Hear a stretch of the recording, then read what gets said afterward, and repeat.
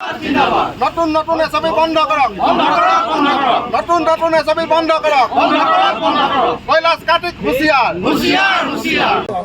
আজি সমগ্ৰ অসমতে আমি জল জীৱন মিছনৰ টকাৰ প্ৰাপ্য টকাৰ বাবে আমি যি অৱস্থান ধৰ্মঘট ৰাখিছোঁ সমগ্ৰ অসমতে, তাৰ লগে লগে আমি শিৱসাগৰতো এই অৱস্থান ধৰ্মঘট ৰাখিছিলোঁ।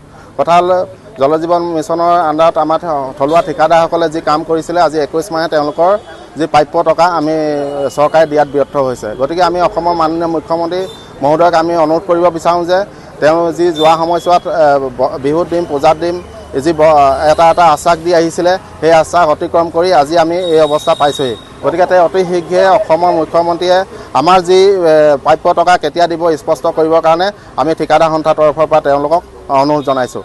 আৰু এই সময়ছোৱাত যোৱা সময়ছোৱাত যি আমাৰ GST ডিভিজনে বিভাগীয় কৰ্তৃপক্ষই ৰাখি থৈছে, এই সকলোবিলাক GST অতিৰিক্ত GST আমাক ঠিকাদাৰসকলক প্ৰদান কৰিবৰ কাৰণে আমি অনুৰোধ জনাইছোঁ। মাননীয় মুখ্যমন্ত্ৰী ডাঙৰীয়াই যি 1500 কোটি টকা যি পাৰফৰ্মেঞ্চ গ্যাৰাণ্টিৰ কথা তেওঁ কৈছিলে, এই পাৰফৰ্মেঞ্চ গ্যাৰাণ্টি আমাৰ ঠিকাদাৰসকলৰ আছিলে, কিন্তু তেখেতে নিৰ্দেশ দিয়াৰ পিছতো বৰ্তমান ইঞ্জিনিয়াৰলৈ কোনো পত্ৰ অহা নাই, কিন্তু আমাৰ ঠিকাদাৰসকলে এই পাৰফৰ্মেঞ্চ গ্যাৰাণ্টি ল'ব পৰা নাই। গতিকে এনেকুৱা ধৰণৰ যি বিভ্ৰান্তিকৰ মুখ্যমন্ত্ৰী ডাঙৰীয়াই ঠিকাদাৰসকলে বিভ্ৰান্তি সৃষ্টি কৰিছে, আমি তাৰ কাৰণে অতি দুখিত। গতিকে আমাৰ যি জল জীৱন মিছনৰ যি মন্ত্ৰী মহোদয় আছে, তেখেতক আমি অনুৰোধ কৰোঁ যে তেখেতৰ দায়িত্ব আছে যে ঠিকাদাৰসকলক কাম কৰাইছিলে, তেওঁ আমাৰ যি প্ৰাপ্য পইচা তেওঁ দিয়াৰ দায়িত্ব আছে। গতিকে তেওঁ অতি শীঘ্ৰে এই বিষয়টো এই বিষয়টো তেওঁ চিন্তা চৰ্চা কৰি সমগ্ৰ অসমৰ ঠিকাদাৰসকলক যি প্ৰাপ্য টকা তেওঁক দিবৰ বাবে অনুৰোধ জনাইছোঁ। জল জীৱন আঁচনিৰ আচলতে যিটো স্কিমটো আহিছিলে, সেইটো এটকা দুটকা নহয়, এটা হিউজ এমাউণ্ট, কিন্তু তাৰ পাছতো দেখা গৈছে চৰকাৰী কৰ্তৃপক্ষ আৰু জিলাই যিসমূহ আছে তেওঁলোকৰ কিছু গাফিলতি আছে। এই ক্ষেত্ৰত কি ক'ব আপুনি? গাফিলতি মানে আমি যোৱা সময়ছোৱাত যিখিনি আমি ঠিকাদাৰে আমি কাম কৰিব লাগে, তেওঁলোকৰ নিৰ্দিষ্ট থাৰ্ড পাৰ্টি আছে, থাৰ্ড পাৰ্টিয়ে আমাৰ কাম কাজখিনি তেওঁলোকে চাই পিনি ভেৰিফাই কৰি দিয়ে। আমাৰ ঠিকাদাৰে আমাৰ ঠিকাদাৰক ৱৰ্ক অৰ্ডাৰ দিয়ে কিছু জেগাত যিবোৰ মাটি নাই, মাটি নথকা জেগাত তেওঁলোকে আমাক কাম কৰিবলৈ যে ঠিকাদাৰে মাটি বন্দবস্ত কৰিবলগীয়া হয়। কোনো জেগাত ল' লেণ্ড ৰাস্তা নাই, ৰাস্তা নথকা জেগাত ঠিকাদাৰে বস্তু নিব নোৱাৰে, গতিকে আমি ৰ'ব লাগে। গতিকে এনেকুৱা ধৰণৰ যিবিলাক লাহে লাহে বস্তুটো পলম হৈ গৈ আছে। কিন্তু তেওঁলোকে এটা কথা কৈছে, তেওঁলোকে খালি ৱৰ্ক অৰ্ডাৰ দিয়ে, ৱৰ্ক অৰ্ডাৰ দিয়াৰ পিছত তেওঁলোকে ঠিকাদাৰক দায়িত্ব বুলি ভাবে। ঠিকাদাৰে নিজে মাটি বন্দবস্ত কৰি ৱৰ্ক কৰিব নেকি? যদি ৰাস্তা নাথাকে বস্তু নিবলৈ, তেওঁলোকে কেনেকৈ নিব? কিছুমান জেগাত পানী থাকে, ল' লেণ্ড। গতিকে এনেকুৱা এটা সমস্যা হৈছে, কিন্তু আমাৰ ঠিকাদাৰসকলৰ ইয়াত কোনো দুখ নাই। যিমান পাৰে আজি আমি 100% আমি ঠিকাদাৰসকলে আমি কাম কৰি দিছোঁ। গতিকে আমাৰ ঠিকাদাৰসকলৰ ইয়াত কোনো দুখ নাই।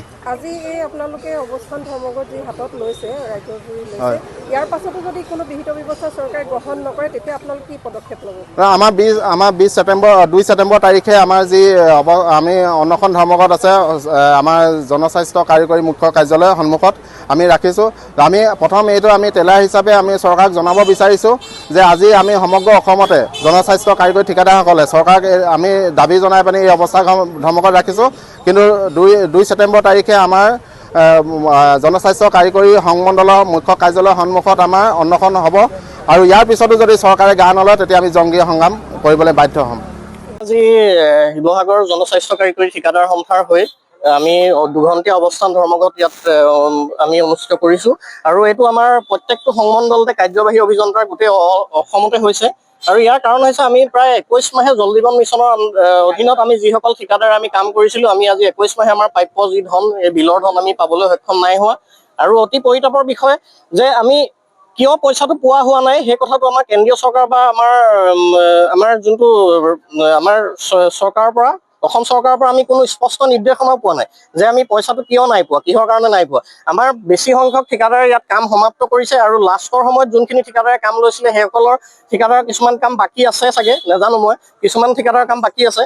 কিন্তু আমাৰ যি সৰহসংখ্যক ঠিকাদাৰে আমাৰ অলৰেডি কাম শেষ কৰিলে, আৰু সেইসকল ঠিকাদাৰৰ পুঁজি বৰ্তমান আমাৰ ফাণ্ড চেংচন হৈ আহি কাৰ্যবাহী অভিযন্তাৰ অফিচত পৰি আছে, কিন্তু আমি আজি 21 মাহে আমি বিলৰ ধন পাবলৈ সক্ষম নাই হোৱা। আমি আগতো বেলেগ বিভাগতো দেখিছোঁ কেতিয়াবা পুঁজি দেৰি হয়, 2-3 মাহ দেৰি হয়, কিন্তু এইদৰে বছৰ ধৰি নোপোৱাৰ অন্তৰালত কি কাহিনী? আপোনালোকৰ সমস্যা কি হৈছে? আমাৰ সমস্যা এতিয়া আমাৰ অৰ্থনৈতিকভাৱে একদম অৱস্থা বেয়া। আমাৰ কি হৈছে, আমাৰ ইয়াত থকা প্ৰায় সংখ্যক ঠিকাদাৰ, ইয়াত কোনো বৃহৎ পুঁজিপতি ঠিকাদাৰ নাই। আমাৰ যিসকল ঠিকাদাৰ আছে সকলো থলুৱা আৰু ক্ষুদ্ৰ ঠিকাদাৰ, যোনবিলাক ঠিকাদাৰে 1 কোটিৰ তলত কাম কৰিবলৈ ধৰক আপোনাৰ সক্ষমতা আছিলে। আৰু জল জীৱন মিছনতে এনেকুৱা এটা এইটো বিভাগতে অনলি এনেকুৱা আছিলে যে আপোনাৰ 1 কোটিৰ তলত ঠিকাদাৰ মানে টেণ্ডাৰ নোহোৱাকৈ এলটমেণ্ট হৈছিলে। গতিকে এইসকল ঠিকাদাৰ অৱস্থা এতিয়া ইমানেই বেছি বেয়া হৈছে। আজি এটা স্কিম কাম কৰিবলৈ এতিয়া মানে বেলেগ কাম কৰিবলৈ আমি ভাবিবই পৰা নাই। আমি কেনেকে ভাবিম? আমাৰ বেংকত তেওঁলোকে যোৱা সময়ছোৱাত তেওঁলোকে কৈ থাকে পূজাত দিম, বিহুত দিম, এনেকৈ কৰি জুন জুলাইত দিম, আজি পৰ্যন্ত আমি পোৱা নাই। গতিকে যিসকল ঠিকাদাৰে এই কাম জল জীৱনৰ কাম কৰিছিলে তেওঁলোকৰ এতিয়া পানীত হাঁহ নচৰা অৱস্থা হৈছে। আৰু যিসকল ঠিকাদাৰে ইতিমধ্যে তেওঁলোকে বেংকৰ পৰা লোন লৈ পানি কাম কৰিছিলে আৰু তেওঁলোকৰ যি মৰ্টগেজ দিছিলে, সোণৰ অলংকাৰ, গহনা পাতি, মাটি বাৰী, এতিয়া বেংকে সেইসকল জব্দ কৰিবলৈ ইতিমধ্যে গৈছে। গতিকে আমি চৰকাৰক এটা বস্তু অনুৰোধ কৰিব বিচাৰোঁ যে তেখেতসকলৰ যি প্ৰাপ্য টকা চৰকাৰে অতি শীঘ্ৰে মুখ্যমন্ত্ৰী ডাঙৰীয়াই আমাৰ এই পইচা দিবৰ বাবে আমি অনুৰোধ জনাইছোঁ। গতিকে আৰু এটা আমি ক'ব বিচাৰিছোঁ যে কৈলাশ কাৰ্তিক ডাঙৰীয়াই যোৱা সময়ছোৱাত যি কণ্ট্ৰেক্টৰসকলক আশ্বাস দিছিলে আপোনালোকে জানুৱাৰী মাহত পইচা পাব, তেখেতৰ এই আশ্বাসত আমি ৰৈ আজি পৰ্যন্ত আমি ঠিকাদাৰসকলে পোৱা নাই। আৰু চৰকাৰে আমাৰ যি GST অতিৰিক্ত GST তেওঁলোকে সংগ্ৰহ কৰি ৰাখিছে, ঠিকাদাৰসকলে এই অতিৰিক্ত GST দিবৰ কাৰণে আমি অনুৰোধ জনাইছোঁ। মুখ্যমন্ত্ৰী ডাঙৰীয়াই যোৱা সময়ছোৱাত যি 1500 কোটি টকা মোকলাই দিছোঁ বুলি পাৰফৰ্মেঞ্চ গাৰেণ্টি কথা কৈছিলে, অতি দুখজনক। এই পাৰফৰ্মেঞ্চ গাৰেণ্টি ঠিকাদাৰসকলো আছিলে, কিন্তু তেখেতে যি বক্তব্য ৰাখিছিলে যে পাৰফৰ্মেঞ্চ গাৰেণ্টি দিয়াৰ কথাত, কিন্তু আজি পৰ্যন্ত তেওঁ কোনো ইঞ্জিনিয়াৰলৈ তাৰ পৰা চিফ ইঞ্জিনিয়াৰ অফিচৰ বা ডাইৰেক্টৰ অফিচৰ পৰা কোনো নিৰ্দেশ অহা নাই আৰু ঠিকাদাৰসকলেও এই প্ৰাপ্য পইচা ল'ব পৰা নাই। গতিকে আমি এটা সুস্থিৰ মুখ্যমন্ত্ৰী ডাঙৰীয়াক এটা আমি প্ৰশ্ন সুধিব বিচাৰোঁ, ঠিকাদাৰসকলক কেতিয়া পইচা দিব এইটো তেওঁলোকে স্পষ্ট কৰক। যিকোনো খবৰৰ বাবে যোগাযোগ কৰক 7099017330 লগতে 7099017110 নম্বৰত।